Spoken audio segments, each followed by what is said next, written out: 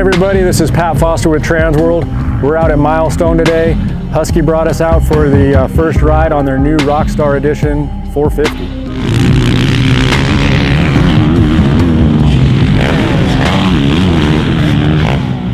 Hey, so it's pretty exciting stuff. I mean, it seems like we just got done with the 2018 450 shootout, and Husky's already here with a new bike.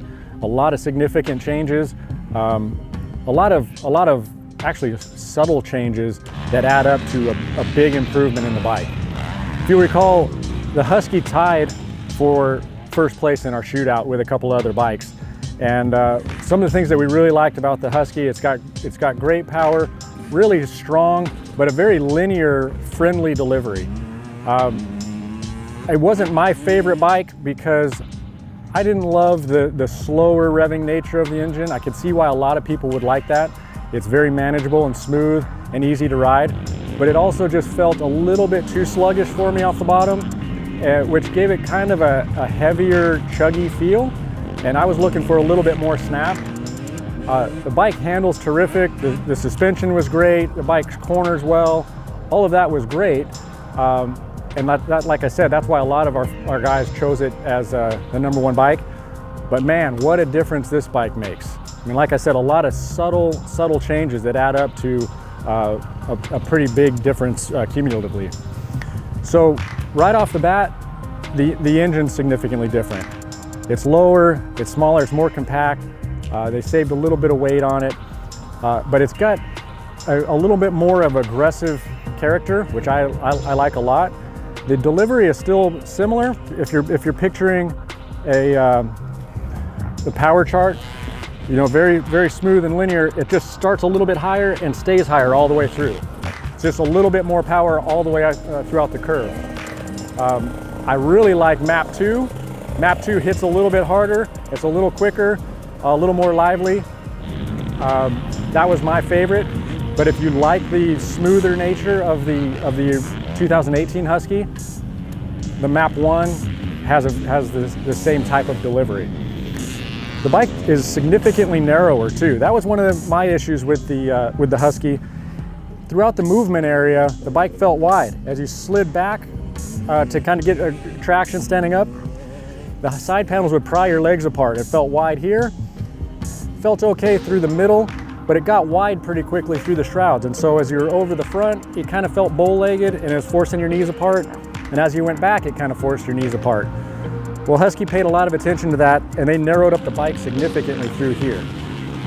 The widest point of the shrouds is still about the same, but where you're spending most of your time, the bike feels so much narrower.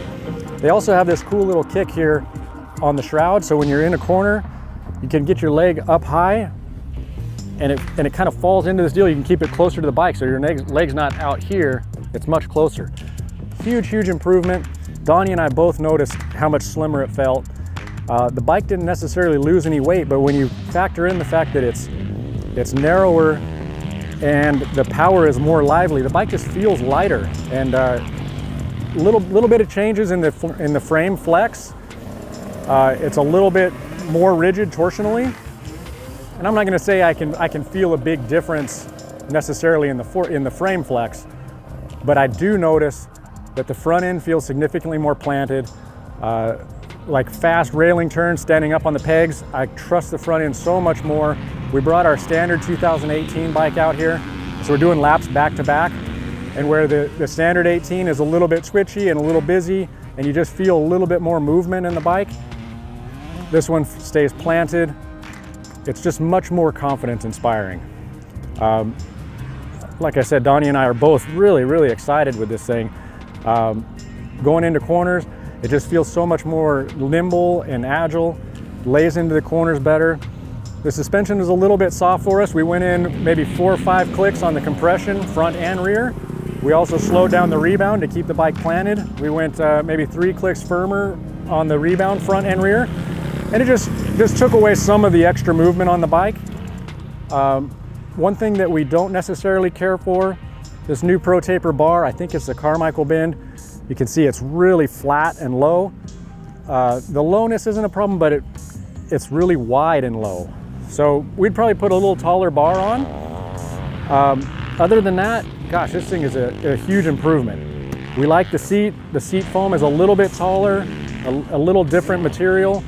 It's not quite as firm, much more comfortable. It's got the pleats on it, which keep you planted, which you need because this thing gets after it. And gosh, overall, we're really excited about it. Had we had this in the shootout, I think the results would have been a different story. I know they definitely would have been for me personally. So anyway, great day.